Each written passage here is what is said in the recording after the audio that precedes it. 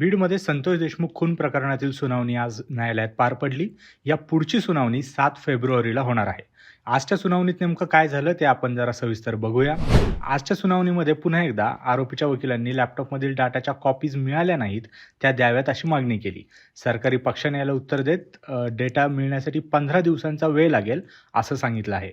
गेल्या 3 तारखापासून आपण जर बघत आलो तर लॅपटॉपमधील डाटाच्या कॉपीज दिल्या जात नसल्याने वारंवार तोच मुद्दा न्यायालयामध्ये उपस्थित केला जात आहे. या लॅपटॉपमध्ये नेमकं काय हे आरोपीच्या वकिलांना पाहिजे. त्यासोबतच अजून एक मोठा मुद्दा सुनावणीमध्ये गाजतोय ते म्हणजे विष्णू चाटे याचा.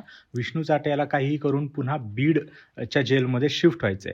तर आज सुद्धा न्यायालयाच्या सुनावणी दरम्यान आरोपी विष्णू चाटे याच्या बीड जेलमध्ये ठेवण्यासंदर्भातील अर्जावर सरकारी पक्षाने आपलं म्हणणं मांडलं. सरकारी पक्ष काय म्हणाला तर आरोपीला दुसऱ्या जेलमध्ये हलवण्यासंदर्भातील अधिकार हे जेल प्रशासनाचा असल्याचे सरकारी पक्षाने म्हणले आहे. यावर पुढील सुनावणीत निर्णय दिला जाण्याची सुद्धा शक्यता आहे.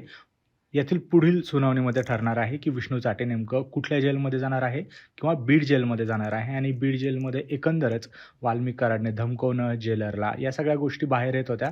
या पार्श्वभूमीवर विष्णू चाटेला खरंच बीडच्या जेलमध्ये हलवण्यात येतं का, याकडे सगळ्यांचं लक्ष लागलं आहे.